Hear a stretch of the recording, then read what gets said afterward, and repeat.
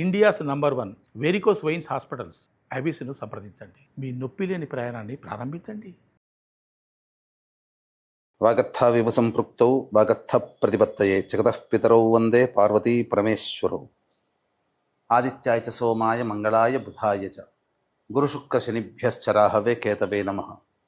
శృంగేరి జగద్గురు పీఠాధిపతులకి, కంచి పీఠాధిపతులకి నమస్కారములు తెలియచేసుకుంటూ కార్యక్రమాన్ని ప్రారంభిద్దాం.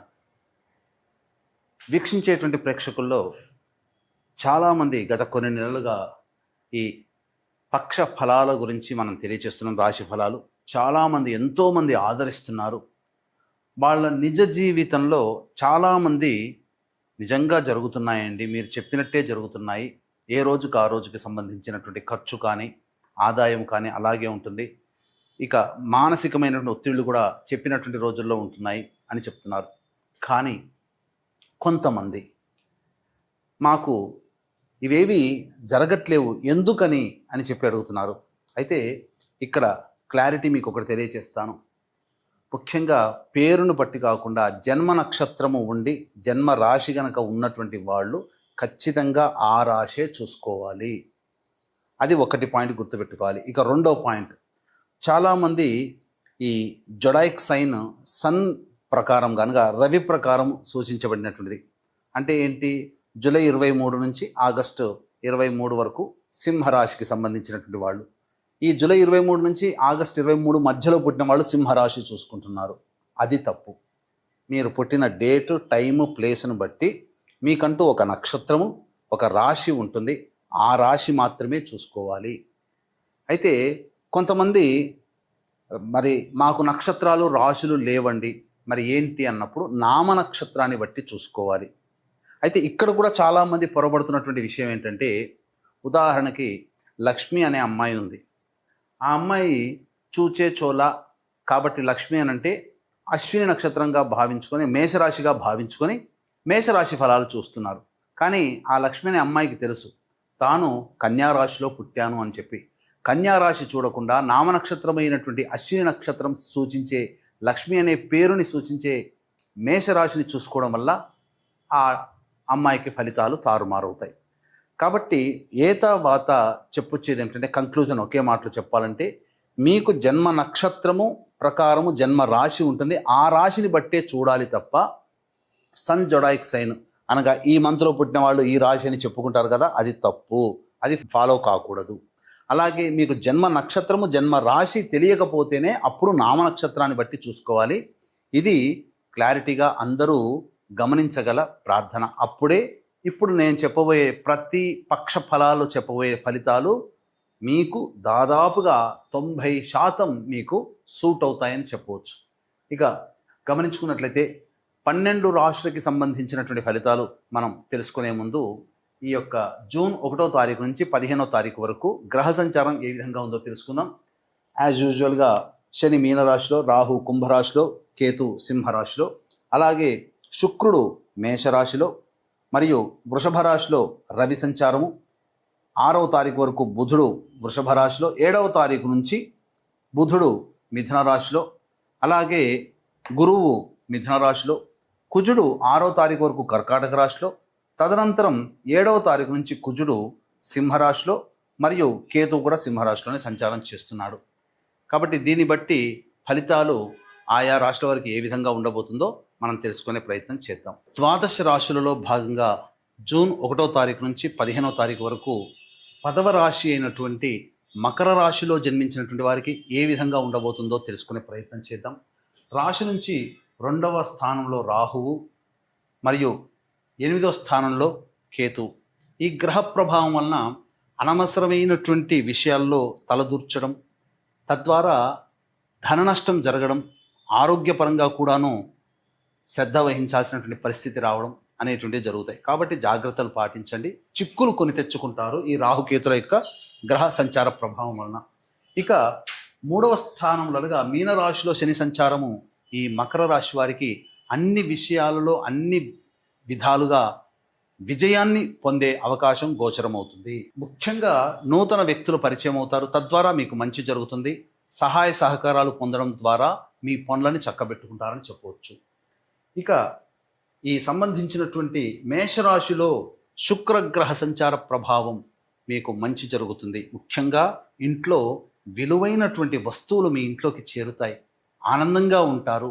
వాహనాన్ని కొనుగోలు చేయడం కానీ లేదా స్థిరాస్తిని కొనుగోలు చేయడం కానీ జరుగుతుంది. మంచి గృహంలో సంతోషకరమైన వాతావరణం పొందుతారని చెప్పవచ్చు. ఇక వృషభ రాశిలో రవి యొక్క సంచార ప్రభావము చేస్తున్నటువంటి వృత్తి ఉద్యోగాల్లో శారీరక శ్రమ అధికంగా ఉంటుంది. ఎక్కువగా 1-2 సార్లు పని చేయాల్సినటువంటి పరిస్థితి రావడం, అనగా క్వాలిటీ చెక్ చేయాల్సినటువంటి పరిస్థితి ఎక్కువగా గోచరమవుతుంది. మీరు చేసేటువంటి పనులలో అజాగ్రత్తలు ఉండడం ద్వారా చాలా మటుకు నష్టములు కలుగుతాయి. కాబట్టి జాగ్రత్తలు పాటించండి. అన్నిటికంటే మించి ఈ యొక్క 6వ తారీఖు వరకు కూడా బుధుడు అనుకూలంగా లేని కారణం చేత ఇబ్బందికర పరిస్థితులు, ముఖ్యంగా ధన నష్టము, వ్యాపారంలో ఒడిదుడుకులు ఎక్కువగా ఉంటాయి. ప్రభుత్వపరమైనటువంటి రంగంలో పనిచేసేటువంటి వాళ్ళు, ప్రభుత్వంతో పనిచేసే కాంట్రాక్టర్లు జాగ్రత్తగా ఉండాలి. రాజదండన కలిగే అవకాశం ఉంటుంది. ఏదో ఒక సందర్భంలో ఇతరుల వలన మీరు సమస్యలు కొని తెచ్చుకుంటారు. ఇక మిథున రాశిలో గురువు యొక్క సంచారం వలన రుణములు పెరిగే అవకాశం ఎక్కువగా ఉంటుంది. అంతర్గత శత్రువులు మీకు పెరుగుతారు. తద్వారా మీరు ఎక్కువగా ఇబ్బందులు ఎదుర్కోవాల్సినటువంటి పరిస్థితి వస్తుంది. అయితే 7వ తారీఖు నుంచి బుధగ్రహ మార్పు ప్రభావం వలన చాలా మటుకు ధనపరమైనటువంటి సమస్యల నుంచి మీరు బయటపడతారు. కొంత సాంత్వన లభిస్తుంది. తద్వారా ఆనందకరంగా జీవించే అవకాశం ఉంటుంది. అయితే 6వ తారీఖు వరకు కుజుడు కర్కాటక రాశిలో సంచారం చేస్తున్నటువంటి కారణం చేత కాస్త మొండితనంతో వ్యవహరించే గుణం మీకు ఎక్కువగా ఉంటుంది. కానీ 7వ తారీఖు నుంచి కుజుడు అనుకూలంగా లేని కారణం చేత సమస్యలు పెరుగుతాయి. అలాగే వాహనాన్ని నడిపేటప్పుడు జాగ్రత్తలు పాటించాలి. తల్లిగారి ఆరోగ్యం పట్ల కూడా శ్రద్ధ వహించాలి అని చెప్పవచ్చు. ఈ యొక్క మకర రాశిలో జన్మించినటువంటి మహిళలకి ముఖ్యంగా కుటుంబంలో గౌరవ మర్యాదలు పెరుగుతాయి. బంగారు ఆభరణాలు లేదా గృహంలో గృహోపకరణాలు, విలువైన వస్తువులు మీ ఇంట్లో చేరుతాయి. తద్వారా ఆనందకరమైనటువంటి జీవితాన్ని పొందుతారు. ముఖ్యంగా సంతానం యొక్క అభివృద్ధిని కోరుతూ మీరు తీసుకునే నిర్ణయాలు మీకు అనుకూలంగా ఉండబోతాయి. మరియు సంఘంలో పేరు ప్రతిష్టలు పెరుగుతాయి. గృహంలో మీ మాటకి విలువ ఉంటుంది. మీరు చెప్పిన మాటే వేదంగా వింటారు. అంతకుముందు విననటువంటి కుటుంబ సభ్యులు మీకు చక్కగా లోబడి ఉంటారు. అన్ని విధాలుగా ఆనందదాయకంగా ఉంటుంది. కాబట్టి వృత్తుల్లో ఉన్నటువంటి వాళ్ళు వ్యాపార రంగంలో లేదా వృత్తుల్లో అభివృద్ధిని కొనసాగిస్తారు. తద్వారా సహాయ సహకారాలు ధనపరమైనటువంటివి పెరుగుతాయి. లోన్లు శాంక్షన్ అవుతాయి. అన్ని విధాలుగా అనుకూలంగా ఉంటుందని చెప్పవచ్చు. ఈ యొక్క మకర రాశిలో జన్మించినటువంటి మహిళలకి వివాహ సంబంధాలు కుదిరే అవకాశం ఉంటుంది. అయితే సంతానపరమైనటువంటి విషయంలో జాగ్రత్తలు పాటించాలి. కావున మీరు ఆల్రెడీ గర్భవతులైతే డాక్టర్లని సంప్రదించే ప్రయత్నం చేస్తే ఇంకా మెరుగైనటువంటి ఫలితాలు పొందుతారని చెప్పవచ్చు. ఇక 1వ తారీఖు నుంచి 15వ తారీఖు వరకు ఈ యొక్క మకర రాశిలో జన్మించినటువంటి వారికి ఏ విధంగా ఉండబోతుందో తెలుసుకునే ముందు మహా జ్యేష్ఠ పౌర్ణమి అనగా జ్యేష్ఠమాసము బుధునికి సంబంధించింది. ఆ పౌర్ణమి రోజు బుధవారమైంది. బుధుడు అధిపతి. మరియు జ్యేష్ఠ నక్షత్రము కూడా ఉంది. ఆ జ్యేష్ఠ నక్షత్రానికి కూడా బుధుడే అధిపతి. కావున ఇట్టి మహాజ్యేష్ఠ పౌర్ణమి రోజున ఏ దేవత అనుగ్రహం కోసం మనం పూజ చేస్తామో ఆ దేవత యొక్క సంపూర్ణ అనుగ్రహం కలుగుతుంది అని శాస్త్రం. కావున మన మానవుల యొక్క జీవితాన్ని నడిపించేది మంచి చెడు కలగాలన్నా, ఆదాయం ఖర్చులు ఉండాలన్నా, ఏది మన జీవితంలో జరగాలన్నా నవగ్రహాలు దశ అంతర్దశలోనే జరుగుతాయి. కావున నవగ్రహాల యొక్క అనుగ్రహం తప్పనిసరి. కాబట్టి ఇట్టి నవగ్రహాల యొక్క అనుగ్రహం కోసం సంపూర్ణ నవగ్రహ శాంతి మరియు జాతకరీత్యా కలుగు విద్య, వివాహ, ఉద్యోగ, దాంపత్య, అనారోగ్య సమస్యల నివారణకు సంబంధించి సర్వదోష నివారణ పూజలు, హోమాలు జూన్ 11వ తారీఖు రోజున కార్యక్రమం ప్రారంభమవుతుంది.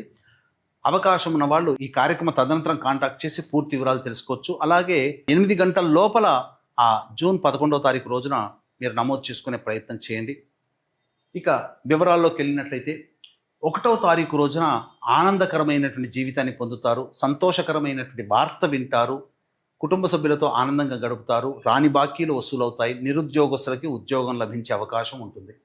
2, 3, 4 తేదీల్లో ఖర్చులు అధికంగా ఉంటాయి, ప్రశాంతత లోపిస్తుంది, అనారోగ్య సూచనలు కనబడుతుంటాయి, ఏ పని చేయాలన్న ఆసక్తి ఉండదు, ముఖ్యంగా సమయానికి నిద్ర పట్టకపోవడము, భోజనం చేయలేకపోవడం, ఒక జిగ్జాగ్ లాగా ఒక అయోమయంగా ఉంటుంది అని చెప్పవచ్చు.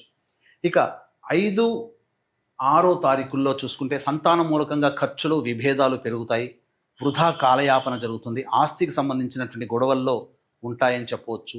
అలాగే విదేశీయానానికి సంబంధించి ప్రయత్నాలు కొలిక్కి వస్తాయి. ఇక 7, 8, 9, 10, 11 తేదీల్లో అన్ని వృత్తి ఉద్యోగ వ్యాపార రంగంలో ఉన్నటువంటి వాళ్ళకి సమస్త విధాలుగా అనుకూలంగా ఉంటుంది. మంచి ఉత్సాహంతో ఉంటారు, ధైర్యంతో ఉంటారు, ఖర్చులకు మించినటువంటి ఆదాయం లభించడం మీకు ఆనందాన్ని కలగచేస్తుంది. రాని బాకీలు వసూలవుతాయి, నిరుద్యోగస్తులకి ఉద్యోగం లభించే అవకాశాలు ఉంటాయి.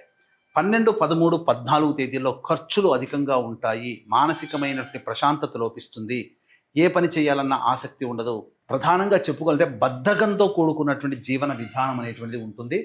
ముఖ్యంగా డబ్బు ఖర్చు ఎక్కువగా ఉంటుంది. 15వ తారీఖు రోజున పెండింగ్లో ఉన్నటువంటి పనులను పూర్తి చేసుకుంటారు, ముఖ్యంగా విద్యులు వినోదాల్లో పాల్గొంటారు, పాత మిత్రులను కలుసుకునే అవకాశం ఉంటుంది, ఆనందంగా జీవిస్తారని చెప్పవచ్చు.